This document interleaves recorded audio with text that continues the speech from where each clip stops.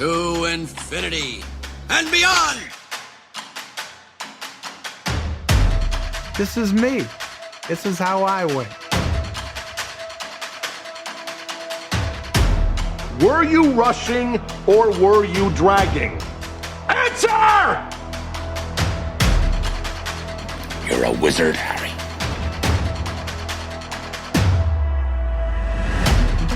Say what again? Say what again? I dare you. No, I am your father. Hasta la vista, baby. Are you not entertained? Are you not entertained? And here we go.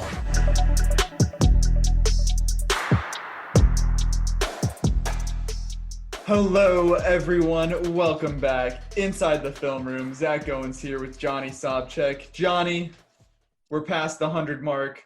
We're back to normal episodes. How are you doing? I'm doing pretty well, Zach. How are you? I'm good. I'm excited after last week and that just magnum opus that we put together. It's we're coming back down to earth in a big way with Tom and Jerry today. Yeah, it's a It's hard to compete with Good Samaritans. It's true. It's just a very swift change in mood, isn't it? Oh, definitely.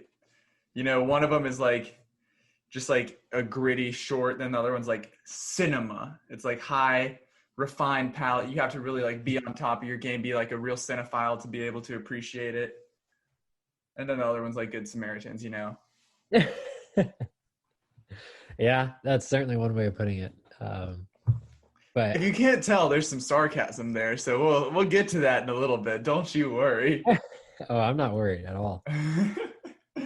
But yeah, exciting episode today. As always, we've got Tom and Jerry, which released on HBO Max and in theaters over the last weekend. And we've also got our WandaVision episode 8, the penultimate episode of the show, So We Think. And finally getting back, breaking down some news that we missed out on last week, what's happened this past week. So a good chunk of this is going to be breaking down all the latest happenings and I guess semi-latest happenings since we're a little bit behind, but the good stuff that we felt like we couldn't just skip over. But other than that, I mean, before, as always, what's going on, Johnny? Good to get that little intro banter going on. What have you been watching lately? How have you been? Oh, man. I mean, I've been doing well. Definitely can't complain. Trying to think about what I've really been watching lately. Because it hasn't been too much since last time. I know I might have mentioned that I rewatched Tenet. You did not. Was this the first rewatch or the second rewatch? This is the second one. Because after the first one, a second time, right. You saw it in theaters and then you saw it at home, and now again. And I liked it a lot more the second time. And my feelings, this is the third time watching it now. And it's the first time watching it in 4K because I picked that up like last month or a couple months ago. And I liked it just as much as the second time, so that was good. And I mean, the 4K is like stellar, so looks great, sounds great. The sound mix is still kind of terrible, but those subtitles are a class, of course. So yeah, no complaints at all there. I need to give that a second watch. You should. I watched it at home the first time, and I enjoyed it enough. But yeah, I feel like everything that literally everyone has said is like it only gets better the more you understand it. So yeah, I think that's what can be said pretty much for all of Christopher Nolan's films to some degree or another. I feel like a lot of times there's just so much thrown at you, and whether you think it's a good movie or good script or good concept or whatever, I think regardless of how much you like it, you'll at least understand it better watching it. Right. So, but outside of that, I also watched His House, which is on Netflix, a British horror film that came out last year, got picked up by Netflix with African roots. It has a pretty interesting kind of analogy and metaphor for the kind of immigrant experience, especially if you're trying to escape, violence, and then kind of trying to what you go through to get out of that situation, and then what you kind of have to go through to kind of try to assimilate in, whether it's Europe or the United States, but some part of the West, which I thought was really, really interesting. I actually had some very creepy things going on in that. So if anyone's interested, in a horror film with a unique vision, I would definitely recommend His House on Netflix. I remember seeing that advertised and wanting to check it out, but I haven't ever gotten around to it. But I've had a relatively busy week, I would say. I said, I think 2 weeks ago, not on this past one, but 2 episodes ago, I was talking about how like I either have a TV week or I have a movie week. And this past week was definitely a movie week. I checked out Raya and the Last Dragon, the new Disney animated film, which we will be reviewing next week. So I'm not going to talk about that too much. But got to see that. Excited to talk about it. And then another new release from this past week was the Billie Eilish documentary on Apple TV Plus. Billie Eilish, The World's a Little Blurry. Now, I don't know about you, Johnny, but I'm like I really like Billie Eilish and her music, and just her. I've watched like multiple different videos of her, like her and Phineas like making their music, or her on Hot Ones, or talking with Rainn Wilson, who plays Dwight Schrute. Like, I think she's very funny. But so I'm a fan of her, like, acknowledging that. And I really liked this documentary. I thought it was good just because I liked watching as much as possible. Right. But as a film, as a documentary, there were definitely some issues. 2.5 hours long, very extended cut. Fucking long, dude. It was long. But again, like I said, Billie Eilish fan, I'm eating it all up. But if I'm like not as big of a fan, definitely see the criticism there, because I feel like one of the things that it struggled with was that it was like found itself in limbo between being a concert film and being a documentary. Yeah. Like, okay. it was basically a year in the life of like her making the first album, and then like the release of it and the tour and winning all those Grammys. Right. And so it was like, okay, we're behind the scenes, we're doing this. And then it's like, here's her singing a full song at a concert. So it was like, again, I loved it, but like, if you're not a fan, you don't need to see the whole song. You need to see the chorus, and then let's get on to the next drama in her life, Right. And so being that it was just kind of like a year in the life, although it was like her blowing up to superstardom, it's not like comparing it to Miss Americana, the Taylor Swift documentary from last year on Netflix, where it was like, that was, okay, Taylor had this big, like, she basically like got snubbed and the world turned on her and saw her as a snake, and now this was like her comeback and how she found herself and became politically active and blah blah blah. Like, there was like a lot of like storyline there, versus this was just like, here it is. So depends on your view of Billie Eilish and how interested you are. But if you like her and like the music, then I'd say definitely check it out. It does have an intermission, which worked out well for me. What? As in, like, it's literally just like after her big Coachella performance, which is at the halfway mark of the movie, it just says intermission for like 5 seconds, and you can pause it. And I was watching it one night. It's not like it has like a full, like, I remember I had the VHS for Chitty Chitty Bang Bang as a kid, and that had like a 20-minute intermission, like where it just played music and said intermission on the screen. Yeah. I guess I just realized that you actually watched this at home. You didn't go out and watch it. Right. Yeah. So I watched it, and that first night I actually turned it off at the intermission, and then woke up and finished it the next day. Okay. So that made the 2.5 hours a lot more manageable. Yeah. But those are the 2 new releases, and then I've actually been checking out some new home releases as well, thanks to Paramount Pictures. They had the John Hughes 5 movie collection hit Blu-ray last week, which we did a write-up on the website of all the bonus features there. But I've obviously seen, why can't I say it now? I've seen of what's included on that 5 movie collection.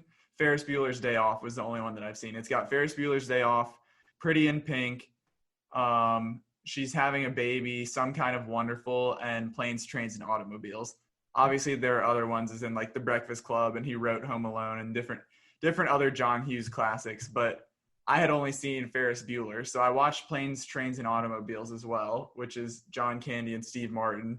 I finally found a Thanksgiving movie. I know everybody else already knows about this, but I feel like that's a common complaint that there's so many Christmas movies, but there's no good Thanksgiving movies. Right. But if you've seen this, I don't know. Have you seen it? I have not. Win for Zach, baby. Let's go. Mark it down. But no, it's basically like the classic, like, did you ever see maybe like 2011 Due Date with Robert Downey Jr. and Zach Galifianakis? It's basically that, but like in the 80s. Less vehicles. Right. Yeah, exactly. But it's like the Odd Couple cross-country trip kind of setup. Yeah. But really good classic stuff right there. And then also She's the Man, which just released on Blu-ray for the first time, 15th anniversary. Wow. Amanda Bynes classic. Rewatching that, I'd seen it already, but rewatching that, I really forgot how much I enjoyed it, honestly, because it's like, it's very 2006. But it's also like still very like engaging and hilarious, and seeing a young Channing Tatum as well is great. Yeah, that's one I have. Busy week. That one. You haven't or have? I have not. Man, I'm just dominating this podcast. It's not on my watch list, I don't think, but maybe someday I'll get around to it. I would recommend it just because it's like one of those rite of passage movies, you know, from like the mid to late 2000. It was 2006, so I guess that's prime mid 2000s. Right. But right there, they came out with Paramount released the She's the Man Blu-ray, and then they also released their Girls Rule 3-movie collection on Blu-ray, which is She's the Man, Mean Girls, and Clueless. I haven't seen Clueless, but like those are 3, like that's like the holy trinity of like teenage girl movies, I would say. Yeah. So very like rite of passage kind of film. Yeah. I'm trying to think. I haven't seen Clueless. But I know that's kind of like supposed to be like a funny, it's like Emma, essentially, is what I've heard about that movie. That it's like. Have you seen Mean Girls, Johnny? I have seen Mean Girls like a long time ago. I mean, everyone knows like the memes and the GIFs. Right. I mean, it's a funny movie, no doubt. I would have to rewatch it since I haven't seen it in literally like 10 years probably, but. Gotcha. I would definitely go to bat for that one. Well, any other chatter, any banter we need to cover before we dive in? No, I think we can pretty much. I mean, we have a lot to cover, so I'm more than ready to get the show on the road. Let's do it. Speaking of shows, WandaVision episode 8. Like I said, penultimate episode. This one is called Previously On. I don't think this is going to be too in-depth of a segment, just because, first of all, I didn't acknowledge it off the top, but we're recording a day late because we wanted to get some Golden Globes reactions in. So that means we're a day further removed from WandaVision. The takes are already out there. The excitement is kind of gone, I guess, of just like the thrill of it first being out there and breaking it all down. So right. All of the discussion has already been had, but we can't just skip it with it being the second to last episode. So here's a little bit of WandaVision talk. So previously on the plot, Wanda embarks on a troubling journey, revisiting her past for insight into her present and future. So basically, this is just like a walk down memory lane. Not a very pleasant walk for Wanda, but at the hands of Catherine Hahn and Agatha Harkness, we're basically looking at like the highlight reel of what it is that made her who she is, that made Wanda develop her powers and become, as they say at the end, the Scarlet Witch. What did you think of the episode as a whole, of the look back at her past and what that revealed for us? See, here's the thing. I feel like I didn't think it revealed too much. To be quite honest, I feel like a lot of it was kind of a little bit too like obvious, like just kind of showing stuff that we already knew or like been told, which can work sometimes. I mean, it's cool to see, like, I think we all like seeing callbacks to things that had been previously established. Like, for example, the Stark missile that lands, right outside the home of Wanda and Pietro. So it's a direct callback to Age of Ultron. So that was cool. But then we get a lot of her kind of going through the experiments with Hydra and what she was like kind of living at the Avengers headquarters during Civil War while Vision was supposed to be kind of babysitting her. And so we get kind of, it's just mainly it felt like they were trying to flesh out things to make us care more about what we had already seen, basically. And it's also like okay, we know the finale's the next episode. We just have to get there. Let's stretch this out. Yeah, it felt like, I mean, I don't want to say filler because I feel like that's a little bit too reductive, but like, I think I said this on Twitter, like the main things that we actually had revealed in this episode were she had a love of sitcoms, and that's something that she watched with her parents when they were living in Sokovia. And it was pretty neat just to see all the direct callbacks to all the shows that we had literally mentioned by name over the last few weeks, like whether it be the Dick Van Dyke Show or Bewitched. It had like a Malcolm in the Middle VHS. Malcolm in the Middle, the Brady Bunch. So that was neat, just because it, like, from our point of view as someone who's been trying to like analyze it and notice all the little things, we kind of have that satisfaction. But and then on top of that, the B was the reveal that she didn't actually take Vision's body. We were led to believe that she had stolen it from Sword, but she actually left the facility without it. She kind of let him go, and then went to Westview, where this is now it gets a little bit confusing because she gets into her car and there's like an envelope, and we don't really get like a full, from what I remember, anything that kind of, whether it was a reaction or just a line that kind of said whether or not like that envelope was like a surprise to her or like where she got it from. It wasn't really like, I mean, I thought there would be, I assume that is going to be a reveal of some sort of like we said last week with the Nexus thing, and like there has to be a reason she chose Westview. And so I assume that someone gave her this, or because what's inside the envelope is the blueprint for the house that Vision had purchased, the plot of land for them to grow old together in. Which is also where's Vision's money coming from? Where is his will and testament? What are his financials looking like? Because he's not a person with a bank account, surely. But I guess Tony left him a little something. Tony gave him a little something.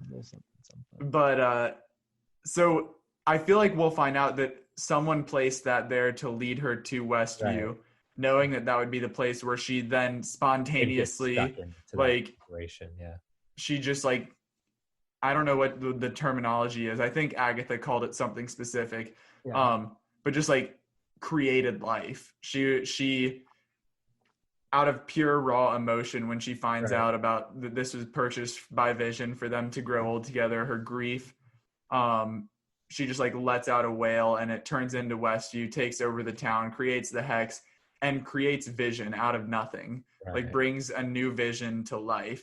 So like Johnny said, now this isn't the corpse that we had seen shredded to pieces in the Sword headquarters. This is a new Vision that will now apparently have to go up against Blue Vision, which is the deceased version from Infinity War. Right. And I was definitely surprised by that because, again, we were intentionally misled, and the Sword director had been misleading everyone else, or at least Wu and Darcy and Monica, to believe that, Wanda was kind of out of control, which she is to an extent, but she had legitimately not stolen Vision's, body. And one thing before I forget, just because, I do have issues with this episode, like wasn't crazy about it. There was one aspect that I quite liked that was like pretty subtle, but I thought was a nice touch, was when Wanda's actually pulling into Westview and kind of driving through the town. And you see everybody in their normal state. Yeah, and she's getting to like where the plot is for the house. It's like, it's very like dull looking. Like it's all like the coloring is very like dull, which, it was like, not only was there that aspect of it, but there was also, we get to see like the neighbor from the Hart, Miss Hart from the first episode. We get to see one of, I think, Vision's buddies, who The was dude on, with the mustache. yes, yeah. So, but they all look kind of like miserable. Like they all look like their lives kind of suck, and it's hard to tell. Like, is this supposed to be because, you know, the blip and everyone coming back has created issues, or were they like that before the snap happened? Like, what exactly is that all about? But, you know, it's just like small town living. Like they're kind of stuck in their, you know, ways or what have you. And it's almost like you can kind of come at it with the angle that Wanda creating this world and setting up these sitcom scenarios. It's hard because it's like they're suggesting that she's somehow like made their lives better, actually, or like maybe it's at least a different kind of situation that they're in, which is, you know, something. But also earlier on in the show, you know, Vision's coworker was like suffering, and like everyone's, when they come out of their trance that Wanda's put them in, they're like, oh my god, like my dad is sick, or my sister, like I need to like call her. And it's like, so I don't know, like it was a cool touch, but I'm not exactly sure what that's suggesting, or if like there's anything really to that. Right. Is it good that Wanda has done this to these people, or is it bad? Is it kind of a you know, a muddled, you know, topic? I don't know. But I thought it was an interesting, you know, little note. Yeah, I mean, we also got the look at the very beginning of Agatha Harkness's origins and how she became like this all-powerful witch, which was not like, honestly, I'm with, like, I thought this episode was like a solid like out of 5, like 2.5, 3, until maybe like the last 7 to 10 minutes, and then it bumped it up to like a 4 for me, 3.5. Yeah. But like the ending got significantly better, learning about like, not necessarily learning, but like the intimate moments between Wanda and Vision, the quote that's been all over social media about grief and love persevering and all of that. But that really like brought it home. And then obviously the reveal at the end made it I guess made the episode more worthwhile, in my opinion. Yeah. And what reveal are you referring to then? About the whole Vision's body, and then the fake Vision that's been created, and basically setting up what's to come. Yeah, it seems like in the finale, which I want to hear. Do you have? We still have this. Okay, I saw one theory. So we've heard the Paul Bettany, the actor he's always wanted to work with, the legend. I saw one that was literally saying he's been trolling us the whole time. He wants to work with himself, and that he's going to be acting across himself. Do you think that's the case, or do you think we're still in store for a big reveal? I hope for his sake that that's not the case, because he will be persecuted by, or even just for the fandom. sake of the show, because they've already built up so many expectations and they've had such mystery surrounding everything. I feel like, because we still don't know the astrophysicist either. Supposedly, I mean, it seemed like it was that one lady that showed up with like the vehicle and like the suit or whatever for Monica to use. Right. So yeah, they've kind of been stepping on their own toes with this whole thing, with all the mystery that they've included, because it's like, okay, so you're kind of hinting at something huge, or like that could be a big deal, like a major character. But then, okay, it doesn't seem like it's really that thing, or at least to this point, it doesn't seem like it's going to be those things. That astrophysicist or whatever the name of the scientist she was referring to, was that the person we already saw? Is that supposed to be like a Reed Richards reference? Then Paul Bettany talking about, you know, this actor I've been wanting to work with my entire life. Al Pacino's been thrown in there. Michael Fassbender's been thrown in there. Ian McKellen's been thrown in there. And now it seems like, okay, maybe it is himself, and he was just like joking all along. And then, of course, I think all season people have just been talking about, Olsen referring to a Luke Skywalker size cameo when she was asked about that in an interview. And then, you know, we already got Quicksilver, which was awesome, but everyone kind of saw that coming. So is she referring to Doctor Strange? Is she referring to another character? It's just like, I don't know, man. This last episode, I is feel like there's a really- lot of room for disappointment in this last episode. Yeah, this last episode is going to be dicey because like if they really went for it and like went, throwing everything in the kitchen sink and kind of delivering on a lot of the hints and clues and teases that have been built up to this point, I think that it could be something like really awesome. But if they half deliver or under deliver, it's going to be like, ooh, what was the whole point? Like, was the show like worth it? I don't know. And one of the things you may have tweeted it, I'm not sure. I saw it somewhere. But it's a valid point that I don't want this to be a prequel to I don't want it to simply be seen as the prequel to Doctor Strange. Like, we want this to be able to be its own standalone show that's enjoyable and not that it was just like a gimmick to help us lead into the next movie, you know?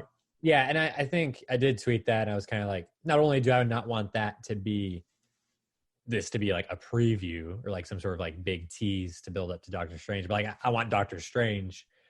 I mean, I think everyone has really come around on Doctor Strange, especially after Infinity War and Endgame. But like, I hope that movie is all about him, and Scarlet Witch is like a big part of it. Like, I don't want it to be the Scarlet Witch and Doctor Strange show necessarily. Even though Scarlet Witch has like been really great in the show and they've done a lot to kind of like build her character out. At the end of the day, if there isn't like a huge substantial change or like development or like revelation in this last episode, I feel like you very easily could have just bridged from the end of Endgame into Doctor Strange 2 with Scarlet Witch, and you wouldn't be missing that much. And you could kind of write her into that movie where it's like, oh, she's mourning Vision. Let's see how that's affecting her. And like, oh, she needs to work with Doctor Strange to like solve something. And he kind of like helps guide her, like learning her magical abilities and whatnot. Because if all this is just like an exercise in like telling like a weird, fun story, through this kind of crazy sitcom over the decades style, I think that's neat. But it's like, but if it ends up being pointless, then it's to like what's what the end? point? You know what I mean? Yeah. So I think you need to have the ends justify the means. I don't think the means in this case being this cool like sitcom style thing justifies. There is again one episode left and maybe more potentially. We don't really know, but it needs to have ends that are justified by everything else that's come up to this point. And I'm not saying it can't deliver on that. I hope it does. And I think there's definitely room for that to happen because nothing can be really ruled out at this point. But I have pretty high expectations because there's a lot that needs to be covered and wrapped up. And there's been a lot of teases and half promises, I guess you could say. But I don't know. I'm nervous. As am I. I'm excited. I'm nervous, but I'm excited. So we will be breaking down that finale, what we anticipate to be the finale next week on the podcast. But I think it's time at this point to dive into some of this news that we've been neglecting over the last 2 weeks. But first off, we're starting off with something immediately present, not anything from a week and a half, 2 weeks ago. This was last night. This was the Golden Globes. Issues aside, whatever your opinions are on the Hollywood foreign press and everything, we still have to talk about like the results and what that means moving forward. But again, we don't want to spend too much time on this. We barely even touched on it when the nominations came out because the Globes, as we've said time and time again, are their completely own thing. They hardly ever Globes gonna Globes basically. Like, and we saw that last night. So we've got a couple winners and losers. Johnny, feel free to hop in if you've got any of your own. Obviously some are like literal winners, but most of them are like momentum wise. Big winner of the night, Nomadland and Chloe Zhao. Obviously Nomadland took home the best drama film, and then Zhao won the best director, becoming the second woman ever at the Globes, I believe, to win, which is insane. I think it was like 78 years, something like that, and only 2 women have won. Yeah. Like what? But obviously huge momentum swing. As much I guess, as much weight as you want to put on the Globes, Right. but still a big win for them to carry over into Oscar season, especially as I would say a front runner moving into to the home. I guess it's not really the home stretch since we've still got like 2 months essentially, but still. Right. Reactions there. I know you're a big Nomadland. I was, of course, you know, I couldn't care less about the Globes at this point, honestly, but it's nice when you see artists that you like and respect win things. So that's kind of cool. I mean, Nomadland, out of the ones nominated, I wanted that one to win, and it won. And out of the directors nominated, I wanted Jo to win, and she won. So that was really exciting, and it was kind of a surprise, just because they have leaned so heavily male in the past and so heavily white in a lot of these categories. Nomadland, I think it was the best film of 2020, I think. So that's pretty much all I could ask for in that department. Big winner though, the real winner, Kevin Feige. If Chloe can take home the Oscar for Best Director, it's gonna be wild, and he can bill Eternals as being from the current Best Director winner. Yeah, Marvel is there's next really level. there's no real precedent for that, I don't think. Not only in the MCU, but just in comic book movies in general. I'm trying to think of Oscar-winning directors that went on to try and direct a comic book movie. It's just not something that really happens. So she's a big nerd at heart. I think anyone that's kind of like listened to her interviews or read any interviews knows that. And she signed on to do Eternals even before Nomadland even came out. I mean, a year before it came out. Right. So it's not like, okay, she won the Oscar, she's a hot commodity, and now we're going to try and land her. So it was already in the bag, but still nonetheless would be a very impressive claim absolutely, for the MCU. And they should totally go for it. They should totally. I mean, hey, if it was someone working on like a big because I'm more of a DC guy, but like the Batman, like if we had an Academy Award winning director working on that, I'd be like, you better slap that damn title on there. Exactly. And I'm already excited for Eternals outside of all this like context, but I think she, anyone who gets that deserves that kind of billing. So yeah, for sure. Run it for all it's worth, as far as I'm concerned.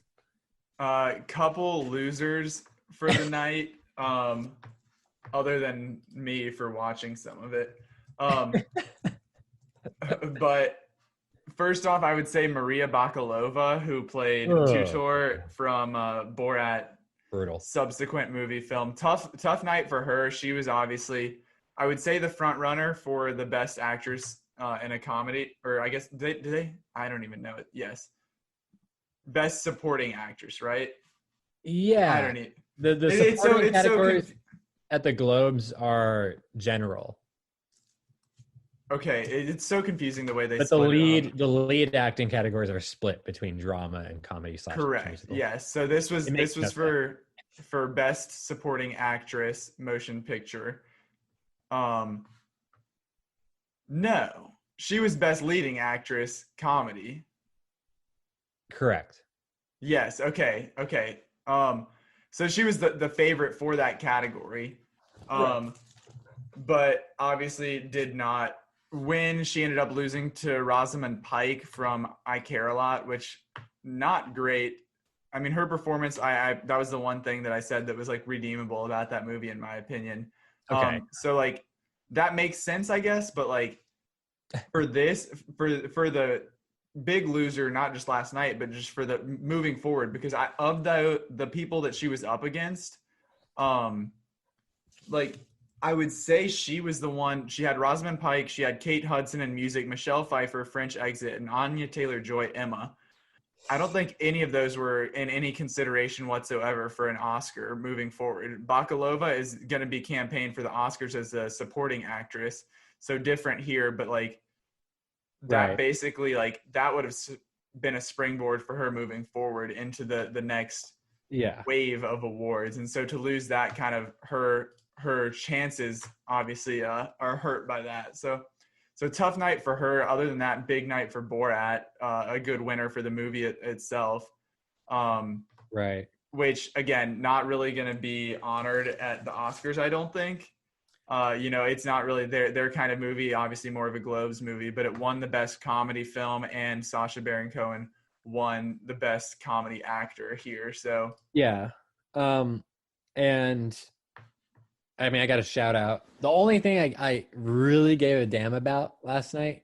I mean, it was great to see Nomadland do well, of course, but Daniel Kaluuya for Judas and the Black Messiah. I mean, I was like, that was the only thing that especially with the acting categories that I was like particularly passionate about. So he pulled it out. He won. He beat Sacha Baron Cohen in that category. And I feel like this was, a lot of people were saying this last night as well, but this felt like the real big hurdle he had to get over as far as, potentially moving toward a sweep. I mean, it's early to say that, but if he can win over the HFPA, I don't think there's any reason that he shouldn't just carry on throughout the rest of these big right.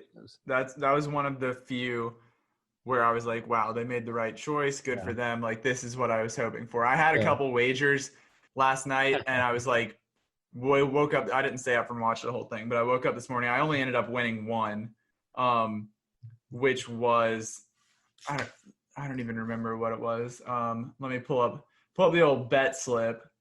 It was Borat 2 winning best comedy. See, I bet on Chicago 7 to win best drama, which did not happen. I bet on Mulligan to win best drama actress. Ooh. Which did not happen. These were all favorites as well. Like, yeah. I thought I was making the safe plays here. I was like, these aren't going to be big wins, but I'm going to make consistent small money here. And then Amanda Seyfried for supporting actress.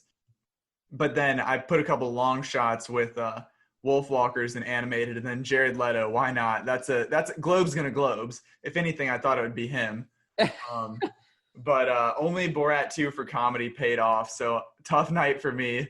But a tougher night for a couple best actress candidates and supporting actress. But first of all, I think another loser is just the best actress race in general, which Andra Day ended up winning.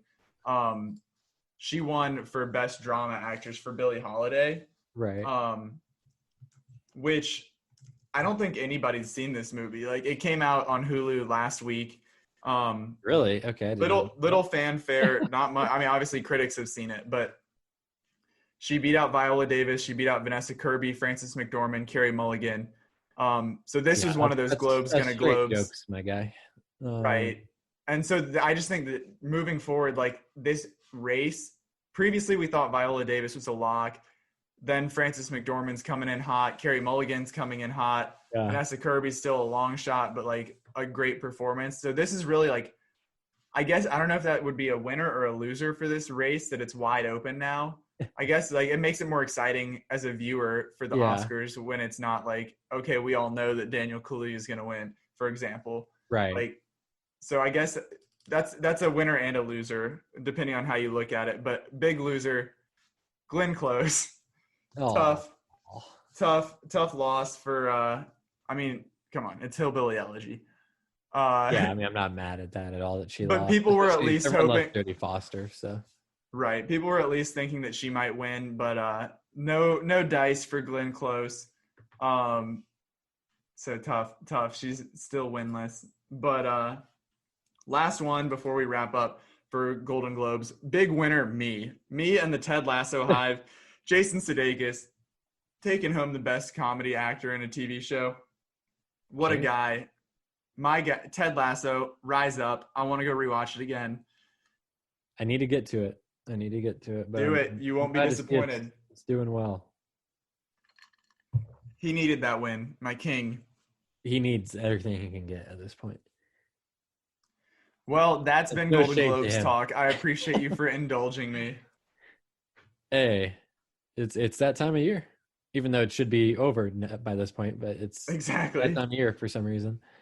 But let's get into the rest of the news. What do you have on the schedule for us? Some actual exciting, artistic prospects that we have ahead. So This is going to be covered in the last couple of weeks, guys. So strap in, because it's been pretty big. I mean, there's been some major developments. Off the top, we're going to go with Keke Palmer is apparently signing a deal to star in Jordan Peele's next horror project over at Universal. And Daniel Kaluuya, speak of him, is also nearing a deal to co-star alongside Palmer. That's really all we know at this point. Filming is set for the summer, and then it'll be releasing as of now on July 22nd, 2022. Zach, how do you feel about that choice?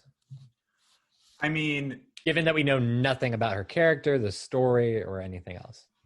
right. Nothing. I mean, I feel like at this point, though, I know some people were like less high on Us than they were on Get Out, but I'm still like, Jordan Peele has like carte blanche to do whatever he wants, and I'm in for it. Yeah. And I mean, I feel like even if you were like mid on Us, you still have him 2 movies in that he's got the benefit of the doubt for you. Yeah. So I mean, obviously, I don't know too much about Keke Palmer other than like throwing it way back to Jump In on Disney Channel. Right. I'm looking at her filmography to see. I think the most she's in Hustlers. Hustlers Yeah. is the most significant thing recently that I've seen her in. And she was good in that. But I mean, Daniel Kaluuya, like you said, we were just speaking about him, re-teaming up with Jordan Peele now that Kaluuya, if anything, has gotten even better since Get Out. Oh, like, there's no question. Yeah, like I'm all in. Yeah, I'm. I haven't seen Keke Palmer in very much, and I mean, Kaluuya speaks for himself. So I'm more excited about his involvement, but I'm curious. I mean, I'm just curious to see what this story is. Like, how are these two connected? I think there was a rumor that they might be playing siblings. There was another rumor that Keke Palmer, we're just going to churn the rumor mill. There was a rumor that she might be playing like the antagonist of the film, or be playing like a villain, but she's the lead still. So, I mean, that could be cool. We know that this is Jordan Peele. It's a horror project, and he's kind of been diving into in his last couple of films, and it should continue in this one, kind of these social horror films dealing with, right, making commentaries on things, specifically in the United States. So we'll see. I hope it's better than Us, because I wasn't crazy about Us, but I love Get Out. So, of course, as you said, I mean, I'll watch whatever he does. I mean, just keep him coming, give him whatever he wants to do to make it happen. But it's interesting. These 2 bits of news fell right next to each other, and that's because they are in fact connected. And I don't know what this tells us about Jordan Peele's film, but Jesse Plemons, who was just in Judas and the Black Messiah, and I feel like he's all over the place. Like, he just pops up. He was, of course, co-starred in I'm Thinking of Ending Things last year with Charlie Kaufman on Netflix. But he is going to be starring, like, lead role in Martin Scorsese's Killers of the Flower Moon adaptation. And the connection here is that there had been a rumor previously that Plemons would be starring in Peele's next horror film. They were attached. But apparently Plemons ultimately, you had to choose, because they're both going to be filming this summer, between Peele and Scorsese, and he chose to go with Marty himself. Marty. I mean, can't blame him for that at all. Imagine being in that position, just the way that he's. I've been rocking with Jesse since Friday Night Lights, but like to see the glow up especially over the last like 3 years, like. Yeah, I feel like Game Night like launched him into the public spotlight once again. Yeah. With well, I guess I correct my statement. I've been rocking with him since Like Mike. I think that was before it was before Night Lights. But to see him like as the officer in Game Night, that really like reignited the public fanfare for him. Like, this guy's something else. And also just to speak on like, from that role to I'm Thinking of Ending Things to Judas and the Black Messiah, like, talk about a diverse filmography and different types of characters that he's able to play. So whether it was going to be a horror movie with Jordan Peele or this like crime drama for Scorsese, like, he's just like such range right now. It's really impressive to see him just blow up. And that's I made a kind of funny tweet about this, I think last week as well. Like, I know, and I don't know how many people actually know this, but he was very close to playing Finn in The Force Awakens. And who knows what his career would look like right now if he got tied down to those 3 not very good movies at Disney for like 4 or 5 years, not having a ton of time to do other stuff probably. And instead he worked with Scorsese. He was in The Irishman. He had a smaller role in that. He worked with Spielberg a couple of times on The Post and Bridge of Spies. So he's been just building up his resume. But the thing about this too, because Killers of the Flower Moon, I mean, it's one of my most anticipated films of the next couple of years, like without question. And I think at this point in his career, I think every Scorsese film is going to be, top priority just because he is getting older and who knows how many he can really crank out. But casting for this lead role in particular, playing this agent in kind of like a predecessor of the FBI investigating the serial killer, was originally meant for Leonardo DiCaprio. But apparently based on the book and the true story, DiCaprio was actually kind of seemed like basically arguing with Scorsese, who he's worked with many times, to play a smaller, more villainous, antagonistic role in the film, which is interesting. I mean, Leo, he's been seen as a villain before, but not very often. I really think playing the actual antagonist in anything would be Django Unchained, and I really don't know if there's anything else off the top of my head. But I think that's going to be a really interesting choice. I mean, hey, Leo might get a damn Oscar for a smaller supporting role, perhaps, out of this. But he is going to be playing the nephew of Robert De Niro's character, who is going to be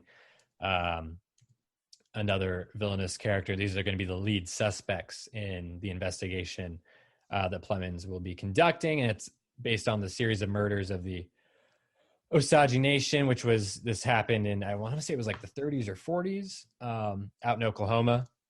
And filming begins in May, actually on location in Oklahoma. Apple Studios is producing the film, thankfully, and with them producing, they got a huge budget of about $200 million, which is pretty much right on par with what The Irishman did over at Netflix. So, it seems like they've kind of rounded everything out as far as production goes on this, so there's nothing left to do but to actually do it. So I'm excited. As am I. I've got this on my list of books to read, actually. I want to dive into.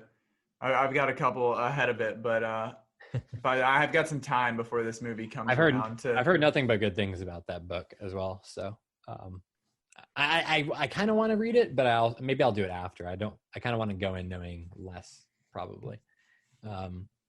But something that we can go into knowing quite less about, Zach, is going to be, I mean, this might be my favorite of the last couple of weeks, and there's been a lot of good stuff, but Ari Aster, the man, the myth, the legend, the sick mind that wrote, directed Hereditary and Midsommar, is writing, directing, and producing a new film called Disappointment Boulevard. And A24, they were in a competitive process with some other companies, including some streamers, and they beat them out, and they will produce and distribute the film. So he's right back at home, where his other 2 films were made. So that's good news. Not getting disrupted over there. But the kicker on this is that it's going to be starring none other than Oscar winner Joaquin Phoenix, coming off of Joker from 2019. And originally we thought that there was going to be, and there was a report, I can't remember when it was, maybe it was January or December, but that they were going to be making a horror film together, another horror film called Beau is Afraid. Wait, so these are, clarify for me, these are 2 separate things, or is this the same thing now? It seems to be a completely separate project. So what's happening to Beau is Afraid? Is that still a thing? Are they know. making 2 movies together?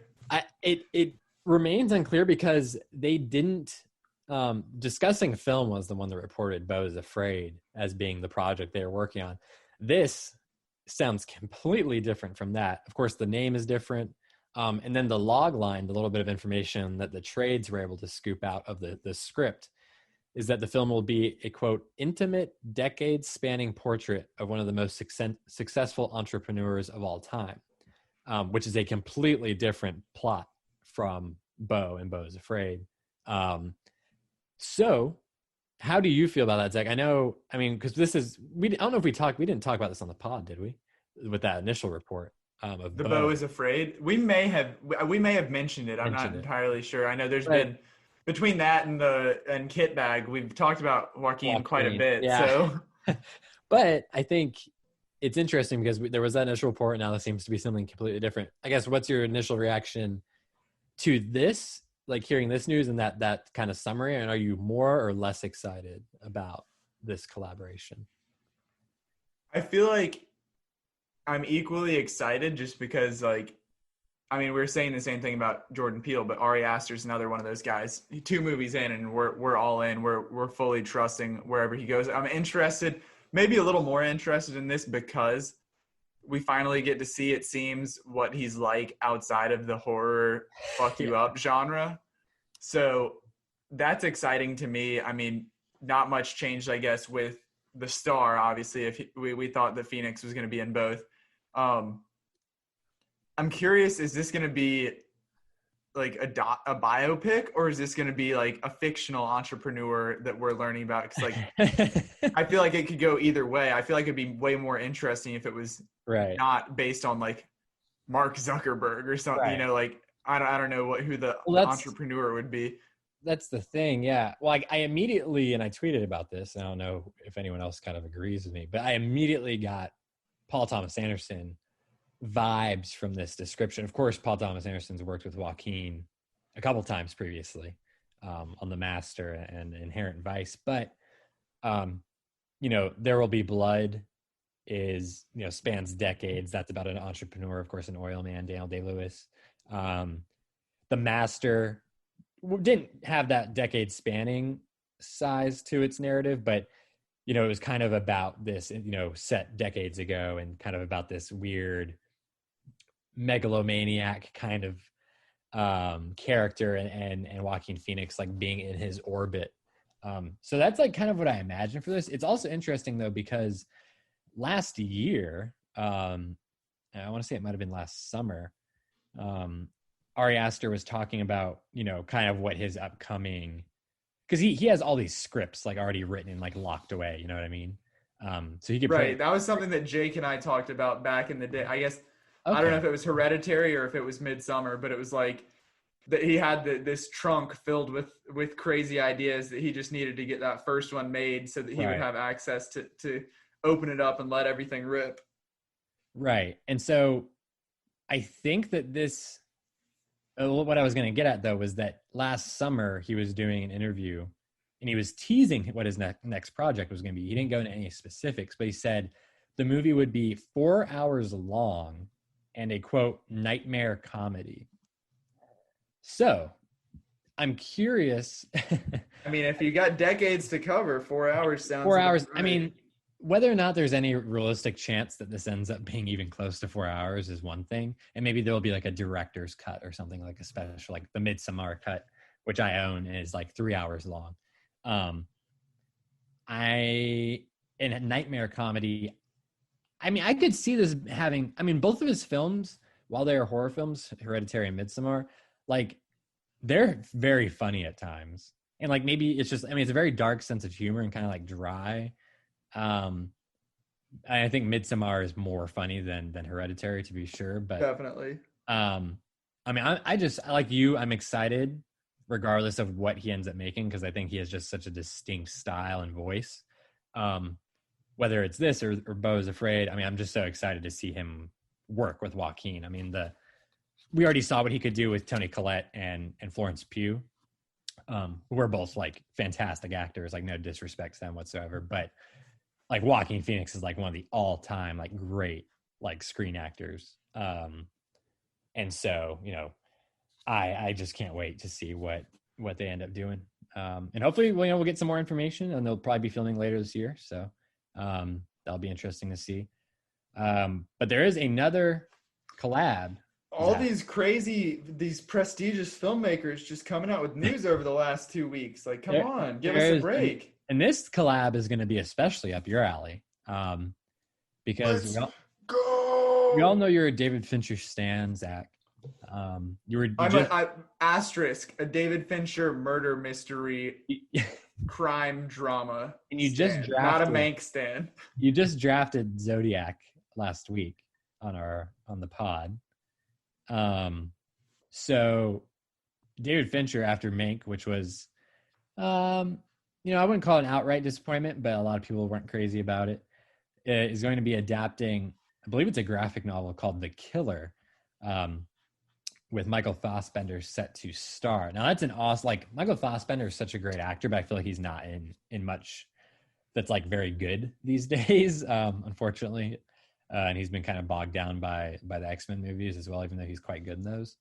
And so this graphic novel is focused on an assassin who basically begins to develop some sort of conscience about the horrible things that he's doing. And I saw someone mention a passing reference or comparison to Barry on HBO. I don't know if you've seen Barry or not. I never got into it, but I watched a couple episodes. And apparently it kind of has like a similar premise, but of course Barry's quite comedic, and I don't foresee this being very funny. And part of that me not thinking it's going to be very funny is probably because Andrew Kevin Walker, who wrote the original screenplay for Seven and adapted Fight Club, is going to be writing this screenplay and adapting the graphic novel. And of course, this is going to be part of Fincher's overall deal with Netflix. So this will be another feather in their cap. Maybe it'll come out next year. Maybe it'll be later than that, but it's in the pipeline. So, I mean, I'm pretty stoked about that. I think the most exciting thing about this is seeing David Fincher very quickly rebound from Mank, because you weren't a fan of it. I wasn't a fan of it.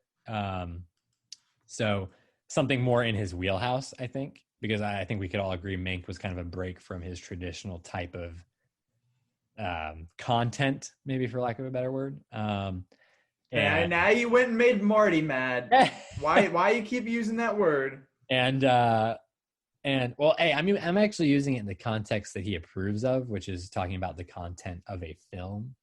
Zach. Okay, we'll let it slide. But Fassbender, like I said, I love him. I mean, he's so good. In Shame specifically, I think is one of the best performances I've ever seen. He's so good in that. But yeah, he's just been kind of a slump as of late. So I don't know. What do you? I mean, we know you love David Fincher. I don't know how much you care for Fassbender necessarily, but how excited are you for this? Is this automatically jumping up on your most anticipated list, or do you need to like see some more from it or hear some more? I mean, it's definitely on the radar now. I just pulled up the graphic novel. I hadn't really looked into it too much. But definitely a twist, it seems, on what he normally does within the crime genre of right. Like, we're not catching the killer. This is about the killer, and we're trying to figure out like how he's handling this. So I would probably will try and check it. I'm not really a graphic novel kind of guy, but I would probably try and check this out ahead of time, just to see what it's about, because that sounds really interesting to me. But the biggest takeaway here is that he needs to hurry up and finish this so we can get back to Mindhunter season 3, because that's the real Netflix deal I want from him. I wouldn't hold your breath on that one, my friend, but it's devastating. Now strap on your cape, Zach, because we got it's Snyder Cut month, baby. Not so fast, sir. Because while it is Snyder Cut month at this point, it is March 1st. There's no denying that. It's coming at us like a speeding bullet, Zach. Straight See what to you the did brain. there. Similarly, there is a new Superman film in development. Wow. First off, when this news popped up on my damn timeline, I about crashed my car because I was leaving my neighborhood to go to the bank, and I was like, holy shit, this cannot be happening. Because I feel like so often, because the last Superman movie we got was damn near 8 years ago. like true blue Superman movie. Of course, we got Batman v Superman, but I don't think many people walked out of that movie thinking like, "Wow, that was a great Superman movie." Man of Steel, I think a lot more people like that than like BVS. Even some of the people who hate BVS actually like Man of Steel. So, but not only is there going to be a new Superman movie, but hear this, Zach. These are the people involved. Ta-Nehisi Coates is writing the screenplay. Acclaimed essayist, journalist, comic book writer. He did acclaimed runs on Black Panther and Captain America over at Marvel. And J.J. Abrams is producing. Man. Okay. So now right off the bat, that's okay. Brain splitting news. What did you think when you saw that? Like straight up. I'm going to keep it 100 with you, Chief. I have never seen a Superman movie with the exception of Batman vs. Superman. I'm not really drawn to the character. I know this is like it might be a cardinal sin in the superhero world because like Superman is like the superhero more so than anyone else, I would say. Right.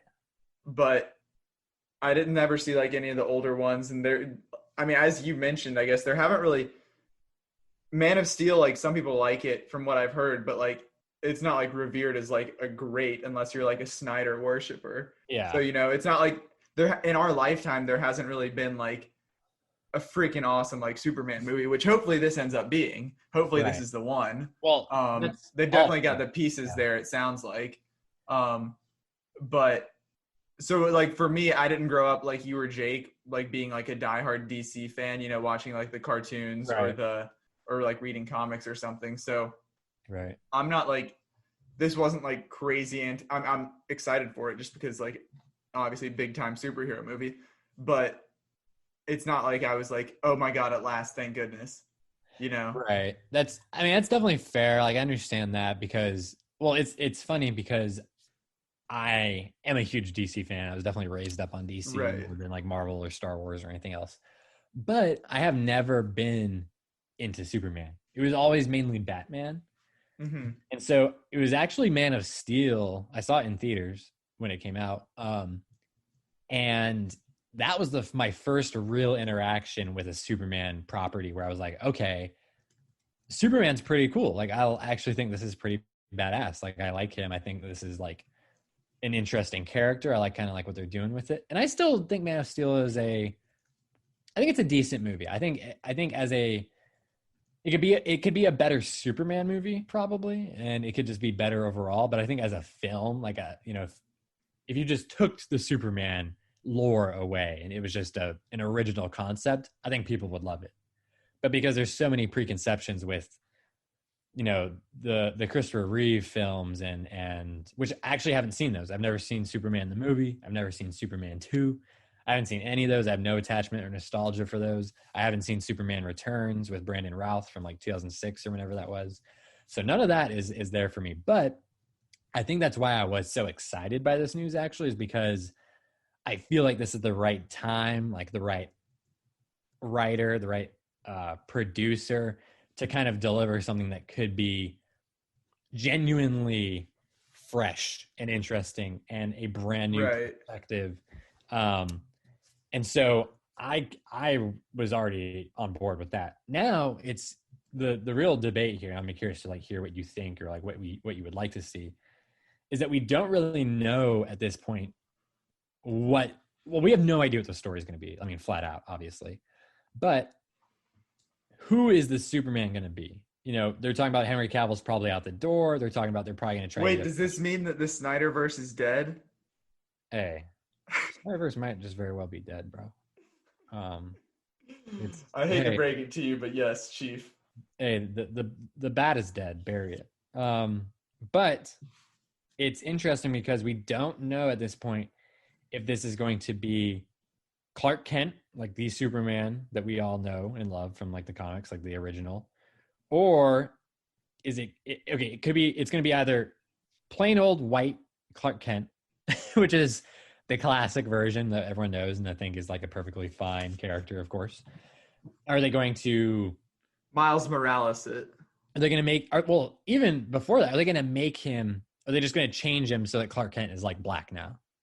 instead of taking a character from the comics, or in the comics, of course, with Miles Morales, they invented that character as a, Latino black Spider-Man character instead of just, Peter Parker's black now, obviously. Right. So are they going to do that? Or there are two black versions of Superman in the comics that they could very easily pull from. Now, Val Zod is basically one of a handful of, in the comics, he's one of a handful of Kryptonians that actually escaped the death of Krypton and were sent to Earth.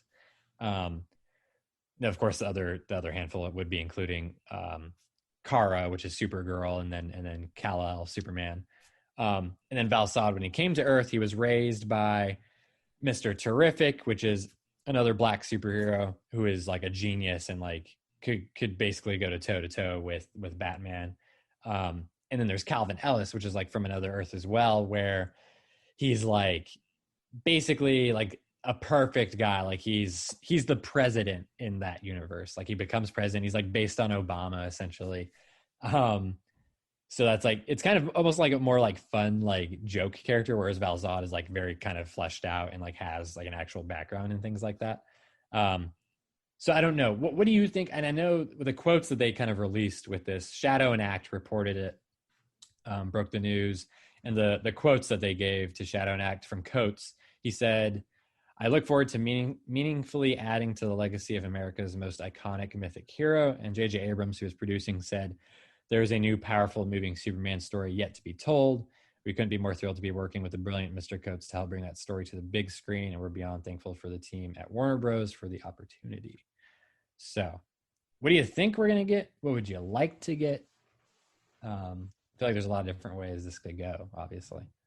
I really don't have a preference, because of that, like I said, the lack of background that I have. Like, I don't know Val Zod versus Calvin Ellis or Clark Kent. Obviously I know Clark Kent is like the OG, but I don't know one's backstory over another where I'd really like to see that on screen. I mean, I think that would be fun if they mixed it up. Yeah. I feel like I could see them like playing a little bit more safe if they're like, okay, we're already like making it black Superman. We don't want to make it too drastic, too different and change it and like turn off some of the turn off some of the fans who may be like skeptical because of that. So they may just like keep it more simple and just make it a black Clark Kent, which regardless of what the character is, any thoughts on, obviously Michael B. Jordan is like the like, he's the go-to. There were rumors of him trying to make something happen there maybe back in 2018, I believe. And he's just like the easy fan cast. Do you have a preference? I know we had a couple names thrown around in the group chat. Okay, so with Michael B. Jordan in particular, like I like the guy. Like he seems like a great guy. And I think he's a good actor. But I want him absolutely nowhere near this. To be quite honest with you, like I just can't see him in that type of role. I don't really know how to describe it, but like, I don't know. I don't even know what it is, but because he has the physicality. I mean, we've seen him even as Killmonger in Black Panther, but I don't know if it's like his delivery or like what it is about him. But I think someone, and he's also so famous, like everyone knows Michael B. Jordan. You know what I mean? I think he's by far one of the most popular black actors of his generation, if not the most popular. I think I'd like to see someone a little bit smaller of a name, someone a little bit less obvious. I know Yahya Abdul-Mateen II has been thrown around a lot, who, coming off his Emmy win for Watchmen, and he's been involved with a ton of Warner Brothers projects, anything from Aquaman. Including already in DC. In DC, yeah. So Aquaman, he worked on the Matrix, the new Matrix they're making. He's going to be in the Furiosa film with George Miller. So I think he's a no-brainer. Eli Gorey. That's what I was going to say. Jake suggested that. You've been mentioned a lot, popular, name thrown around in the last week or so. He has already some sort of connection to Warner because he was in HBO's Ballers, which, if I can, shout out Dwayne and John David Washington. But of course, right now he's very hot, coming off of One Night in Miami, where he starred as Muhammad Ali, Cassius Clay. So, I mean, he was great in that movie. He had a ton of charisma. his build. I mean, he added a lot of weight, a lot of muscle for that role. So that shows, commitment, ability to do that physically. He's big, he's younger, he's on the younger side. I said that if they were to cast him, in the next year or so for this role, he'd be the same age that Henry Cavill was when he was cast as Superman. So I think I think he'd be a fantastic pick, but there are plenty of other good picks out there. Yahya, I think, is a good popular one, but I don't know. Was there anyone else for you that kind of stood out that you would like to see if you could pick? I was on the Eli Gorey train as well. Obviously Jonathan Majors, huge name right now with everything that he's been in, from Lovecraft Country to The Five Bloods to Last Black Man in San Francisco to what we now know or anticipate him being Galactus in Marvel. So could he double dip in being the big bad in Marvel and the big good in DC? I don't know. That would probably be a little too much of a monopoly. I gotta protect you from any rabid fans who are gonna be in the comments, but he's actually supposed to be playing Kang the Conqueror, not Galactus. My bad. You're right.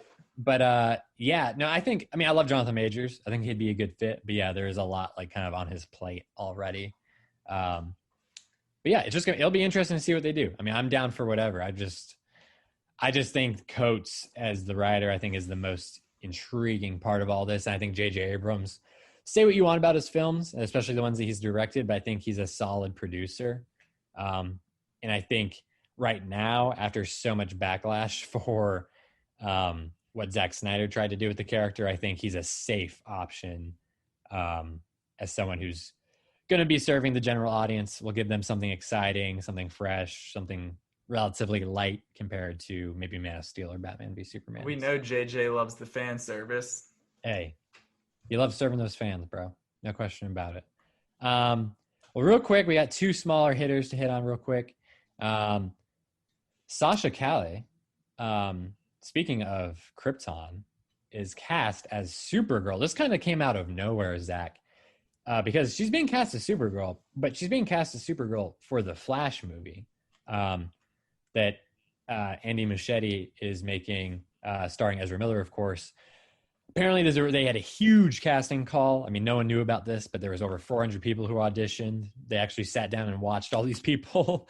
And then they had her coming into a chemistry read with Ezra Miller, which is similar to what we had happen with Zoe Kravitz. She came in and did a chemistry read with Robert Pattinson for the Batman. So I know this is the first time this character is really going to be in the films, at least in the modern era. I think she had a smaller, terrible film come out in the 80s. So what do you think of her? She's been in she's nominated for a daytime Emmy for being Young and the Restless, right? Hey, soaps, baby. My grandma probably knows her. Yeah, but she's got the look. I think she's Colombian, so I think having a Latina actor in there is cool. I mean, it's again putting a twist on these kind of famous characters. Of course, there's always going to be detractors from that, but she looks like Supergirl. I mean, I don't think you can disagree with that. I don't know anything about her acting, but it's a comic book movie. It's probably not going to be that, substantial, but not that big of a lift as far as the drama goes. Right. What do you think of her and really Supergirl being included in this movie? I mean, we're now up to Michael Keaton as Batman, Ben Affleck as Batman, Ezra Miller as the Flash, and now Sasha Calle as Supergirl. Who else do you think might show up? Are you worried there's too many characters? Is this kind of becoming like a Spider-Man? Right. That's exactly what I was going to say. This is turning into Spider-Man as they're leaning in. This is going to be Spider-Man's their multiverse in the MCU, and this is the multiverse in DC.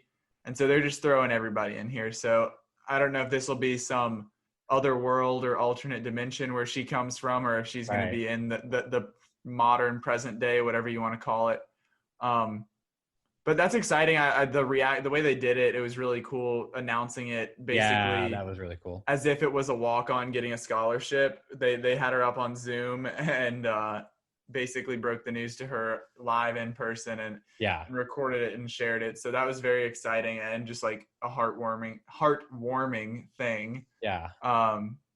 But I don't know anything about the character necessarily. I'm really showing my lack of DC knowledge here. So I mean, I don't know a ton about Supergirl either, to be fair, but I just know she's like Superman's cousin, essentially, and got shipped off to Earth with him. So pretty cool, excited. I mean, I'm just ready for a Flash movie, honestly. I don't care who else they throw in here. Just give me the Flash, because I think he's a great character. Hopefully they do him better justice than what we got in Justice League. No pun intended. Finally, a little bit, no real information outside of just the casting news. Rachel Zegler, who is starring in the Steven Spielberg adaptation of West Side Story, which was supposed to come out in December, but got pushed back like a year. So still waiting on her breakout role, but it should be a good one. And DC, getting ahead of the game, has already cast her in Shazam! Fury of the Gods, which is the sequel from the 2019 film. I believe she's going to be playing a villain based on some casting calls that went out and some info. I think that's pretty cool. She's young, she's hip, so she'll fit right into the Shazam cast, I think.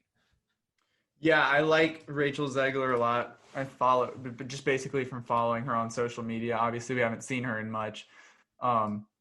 With West Side Story, TBD still.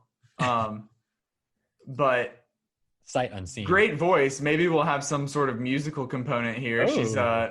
She's a huge. I don't know if you've ever seen the video. It was like her calling out the haters, where they said she auto-tunes her music and she's doing like a sound check and sings Shallow. It's still pinned to her Twitter profile. I've seen it. It's incredible. But mainly excited that maybe that could lead to an eventual Rachel Zegler and Dwayne "The Rock" Johnson team up in a future Shazam Black Adam crossover. We'll see. Yeah. That would be she's so small and he's so big, they could like form a mega villain or something. We'll have to see what happens. But I do got to shout out to Rachel real quick. She did reply to a tweet one time that I sent to her, where she was like, I can't even remember. You slid? No, it was like an ask me anything type situation. And I was like, who's your favorite director? And you can't say Steven Spielberg because you were literally just in his movie. And she's like, well, what if it actually is Spielberg though? And I was like, you just blew the question. So catch you later, bro. But yeah, hey, she's a fan of cinema. What can you say? Hell yeah. Well, before we wrap up news, we've got a couple quick hitters here, a lot of teasers that dropped in the past 2 weeks, and we want to touch on them really quick. So first up, let me ask you, Mortal Kombat got a bloody trailer, the Red Band trailer, which broke the record for Red Band trailer views, previously held by Logan and Deadpool 2. What did you think of the trailer? What do you anticipate from this movie that's coming out HBO Max and in theaters mid-April? Next month. I think it did everything it was supposed to do. I mean, again, I'm not a huge Mortal Kombat fan or anything. I don't know a ton about it. I played it a little bit, when I was a kid, probably when I shouldn't have been. But I think, you wanted to see some action. You wanted to see some gore. I thought the designs looked pretty cool. I thought it was just the right amount of over the top and like borderline cheesy that you kind of need from this property. And I mean, it really, my heart was won when Sub-Zero split open Scorpion's chest, caught the blood, froze it in midair, and then stabbed him with it. I mean, yeah, that's all I needed to see. Maybe it'll be bad. Maybe it'll be terrible. Maybe it'll just be fine. But I'm interested at least, and I think that's what they needed to do. Right. I mean, I'm more interested in Godzilla vs. Kong than this, but it seems along the same lines as like, let's just watch some crazy shit go down for 2 hours and call it a day. Yeah. And I mean, in this time when we're all desperate for something to watch that's going to be entertaining, we don't need something that's going to make us contemplate life or ponder or anything, but just to really just take our minds off things for a brief period of time. This looks pretty perfect for that. Yeah, no, I'm on board with that. And it was a good amount. I mean, it was a good amount of footage as well, I think, because I know people were it's weird too, because at this point with the HBO Max situation, they very much are kind of piling them on top of each other, like very quickly. Right. It's like when I'm making the schedule for the podcast, it's like, okay, we've got an HBO Max one, then we have to fill a week. Then we've got another HBO Max, then we're going to have to find something like. And not only that, like as the releases are happening, like what's new that weekend, you're having like a new trailer come out, and then you have something like a couple weeks later, an actual movie to watch. So I'll be curious if they kind of sustain that going towards the summer. Like Godzilla versus Kong, of course, is at the end of this month. Might we get the Suicide Squad trailer? Maybe, just maybe. I mean, I feel like people will probably be turning up to theaters for Godzilla versus Kong. So, hey, maybe we'll get a good place to take advantage of it. But on the less violent, more wholesome side, we got a first look. It seems like we did. We just had a Pixar movie with Soul, and now we've already got another one coming out in June. But we got to look at Luca, also known as Call Me by Your Name, the animated version. What did you think of this from Pixar? The sea monster component. Okay, before you respond, I want to say this was a huge reveal to me. I would say that by the log line of the movie, the description that we got, I thought that just the one kid was going to be, I guess his name is Luca, that just he was going to be the sea monster, the one that turns into the sea monster in the water. Right. But the trailer reveals that it's actually both of them that this happens to. So yeah, I don't know if I knew that or not. I feel like I didn't care enough to know necessarily. Right, like this, I hadn't really dove too deep into I knew there were the lore of this movie, and like, but I thought it was going to be him I thought it was going to be him keeping that secret from his friend, but instead it's just like, we're Italy and we fucking hate sea monsters, so we're going to kill you all, and they have to hide it from like society. Yeah, well, and then there's also like, to talk about the Call Me by Your Name comparisons, which are, what they are. It's like this. It seems like a unspoken thing, and Pixar probably isn't bold enough to actually fully go there. But so they're doing this kind of metaphor, but like they have to hide these two, young boys. They have to hide who they truly are. They have to hide who they truly are, like when they're alone together and all this. Like it's like, why not just make them gay, honestly? And like, just like have some other fantastical aspect, like on top of that, you know what I mean? I think it's cute enough. I'll watch it, I'm sure. But it's an interesting style for Pixar, like just animation wise. Like, I'm not sure how I feel about it, honestly. Like obviously the setting itself, setting and like the buildings and everything, those all look very like realistic, like in that style, but the characters themselves are more not your traditional like basic Pixar animation style. Yeah, I mean, I pretty quickly noticed that it looked different, at least, but I mean, it's cute. It'll definitely get the job done. And this was a very short tease as well. It wasn't like a full blown trailer or anything. So, and similarly, we got another shorter teaser type trailer on the more violent side of things, getting back to Mortal Kombat. And this is Zack Snyder. The man just don't stop, Zack. He's coming. And with a Netflix film, Army of the Dead. Of course, he did the Dawn of the Dead remake back in 2004. So he's returning to the genre. What did you think of this? It's not a lot, but it's something. It is what it is. Oh no, that's not resounding. I mean, I don't want to like say, I'm gonna say it, but the whole Snyder stuff, Snyder cut, all that stuff just really turned me off from like, I haven't really like seen much of his work, beyond like Batman versus Superman, but like I haven't even seen 300. Okay. But it just makes me like not really I'm just like, I'm over it without even being in it. But I mean, this looks kind of, it's like a more violent version. It's like I guess Zombieland is already pretty violent, but this looks a little more serious than Zombieland. Right. Also still like, it's like if Zombieland met I Am Legend, sort of. Okay, I can see that. I just think, I mean, I didn't think much of this teaser. It's not a lot of footage. I know this is the first film that Zack Snyder's ever shot that is actually, first off, it's the first time he's ever been his own cinematographer. He actually didn't use a cinematographer on this, so he shot it entirely himself, of course, with his camera crew. And then he shot it. Usually he's very dedicated to like shooting on film. Of course, now he's gone over to Netflix and they don't go for that so much. So this was shot digitally. and it kind of looks like it. I don't know. I think some of the shots look very like phony looking, like very flat. Like I was, huh? It gives me some Suicide Squad vibes just in like just the text alone, like the bright pink. Yeah. And like I could it see seems that. like they're kind of going for that sort of like whimsy. Yeah, and it's hard to say because he seems like very like a serious, like his stories are very serious and like dramatic. But I don't know, it does seem like it's a little bit tongue in cheek and kind of, I don't know. Dawn of the Dead was kind of the same way, so it's hard to say, but I'm not excited for this. I guess I'll probably watch it. I feel like we're probably gonna end up talking about it on the podcast. So, but it's a little bit of a ways away. It's in May, I believe. So May 21st. Yeah, it looks.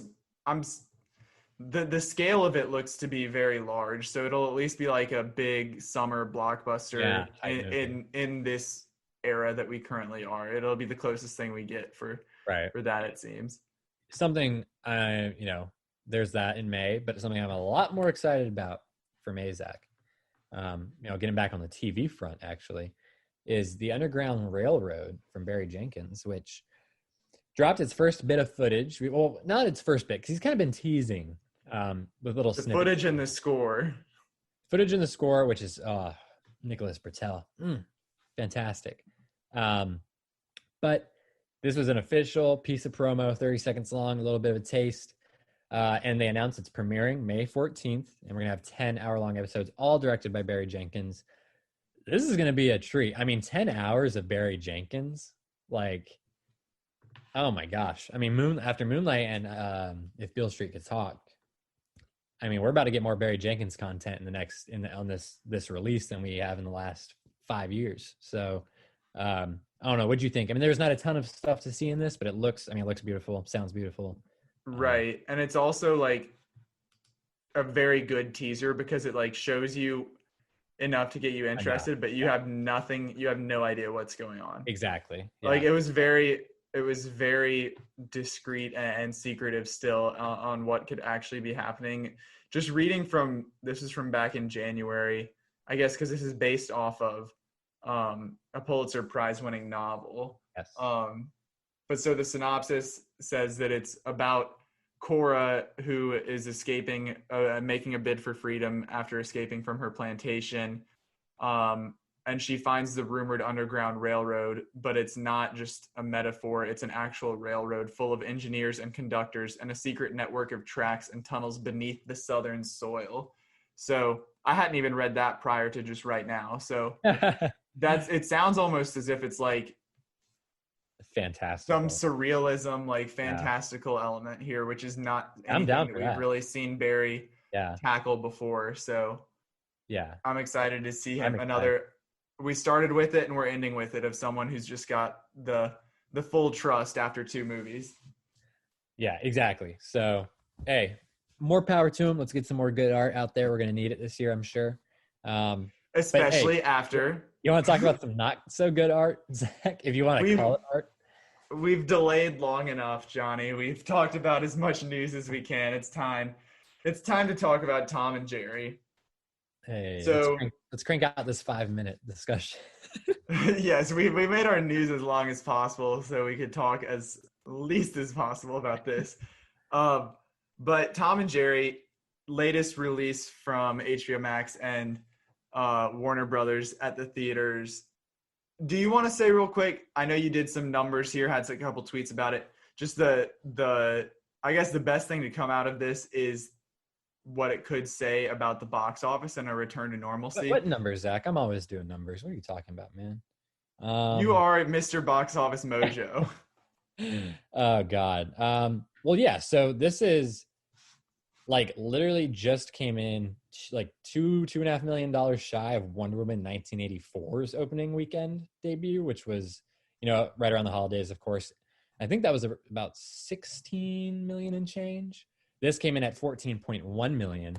That seems impossible almost. Like and I mean, of course, in a regular time, that would be a not good debut.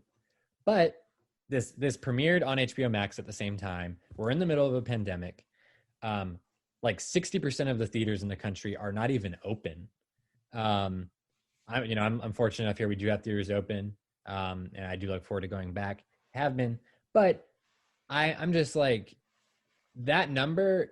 We're already kind of, and the COVID numbers are looking better. I mean, it's still a complete mess in a lot of ways, and people are still trying to, get the vaccine distributed and reopen safely and all that. But this is definitely a positive sign. That's the only good thing I can take away from this movie is that people are, willing to go back to theaters. And I think with, Godzilla versus Kong at the end of the month, I mean, we could be looking, that is easily going to eclipse the Wonder Woman mark, I think, because it had such a strong reception to the trailer online. There's been a lot of buzz about it. I think if the reviews are even decent, I think people are going to turn up.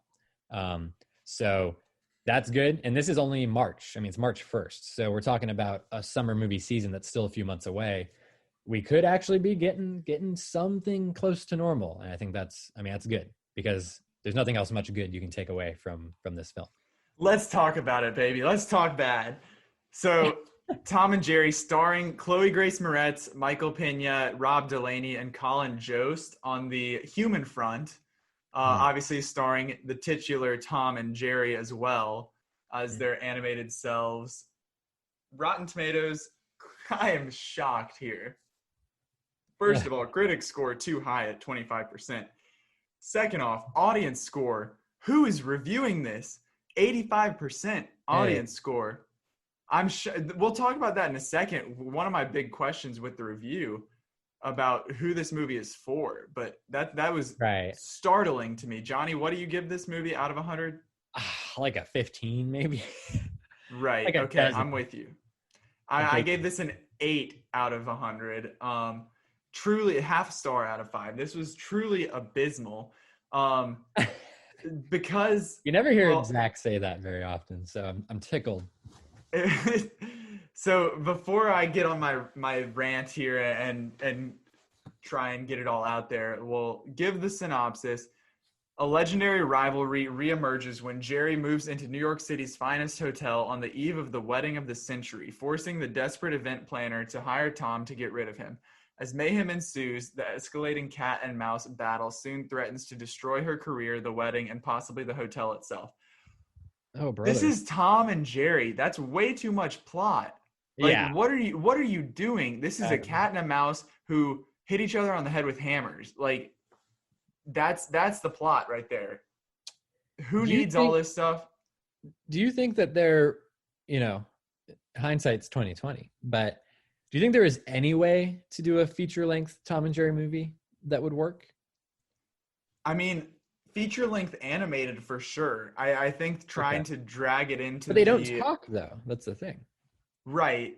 But I mean, in the animated film or animated movies or cartoons or shorts, whatever version you're looking at them, if I remember correctly, like other characters, obviously the dog in this movie even talks, but like there are other characters that do talk. I think just dragging it into the like hybrid human animation genre, it made it really weird. It looked fine, I guess. They didn't try and make it like a Detective Pikachu or something where it's like photorealistic animation that blends in. Like this was very much like here's a cartoon rat or cartoon mouse and he's in this live action hotel. But my biggest issue, first of all, it was just like incredibly boring and bogged down in this plot. It's so bad. That why is there such a focus on these human storylines, the bad human storylines with bad performances? Like there is nothing redeeming about that from like this whole, the intricacies of planning a wedding and the drama between this relationship. This is a Tom and Jerry movie that is made for, ideally, I would imagine it's made for children to watch, sit in front of the TV and watch and laugh at a cartoon. That's what Tom and Jerry is. Yeah. For like 20 minutes, maybe. No child cares about what kind of wedding cake you're having or the drama between a bride to be who loses her ring or whether someone's faking about being a hotel reception. Like there is so much, when you think Tom and Jerry, like I said, you think of the slapstick comedy, cartoon comedy, and that was maybe 15-20% of this movie. versus 80% of human dilemmas that are like, no, they weren't good enough or interesting whatsoever to be taking the parents' attention or the adults' attention who are watching this. Like, I could care less about any of that. It's not like, this oh, we're giving it's not like we're giving the parents something to watch while the children laugh every 5 minutes at a slapstick joke. Yeah. So it was really, who was this for? It was for no one. Yeah, it's really terrible. There's no denying that. The direction's terrible. There's absolutely like there's no vision. There's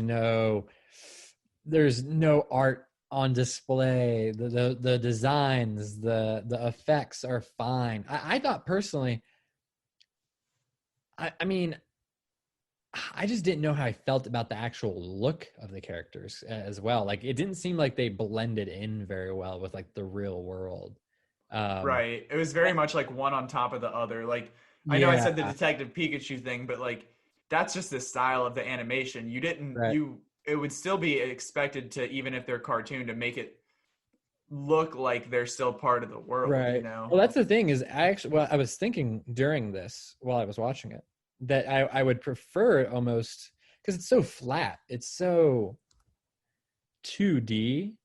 I felt that it would have benefited a lot if they had gone either like the Detective Pikachu route or the Sonic the Hedgehog route, or if they'd gone Lion King and just made Jerry look like a literal mouse, like put Stuart Little in there, but like add some texture, add some depth, something like my eyes can actually like lock onto and like analyze and feel like it. Okay, I mean, I don't know. It just is a testament to the complete and utter incompetence on every level of this film. They probably didn't put more than 2 seconds thought into how they were going to depict these characters or integrate them into the live action settings or how they were going to interact with the real actors.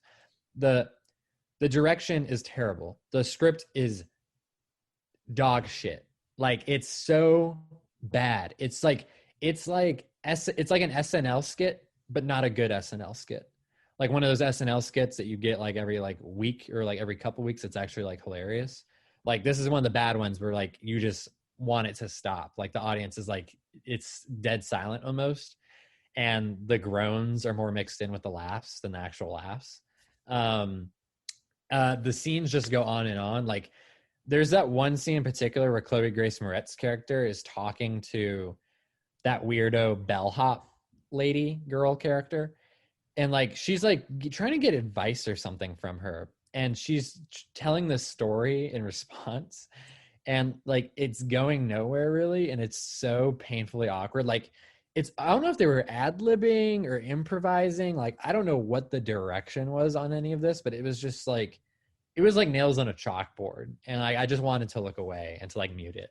The performances are all terrible. I don't know whether to blame the actors or the screenplay or the director. I mean, I think we can really blame all three. I think there's like Razzie level bad, like worst. Oh, for sure.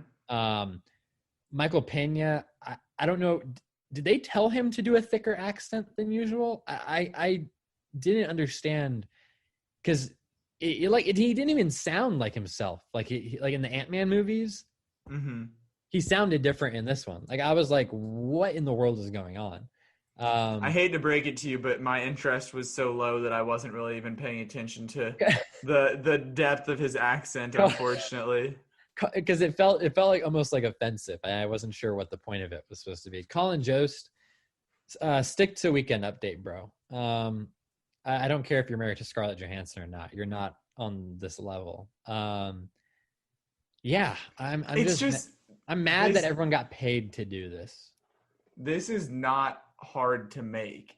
You know, I obviously like the effort going into it, that stuff, not taking anything away from that. Making a movie is incredibly hard.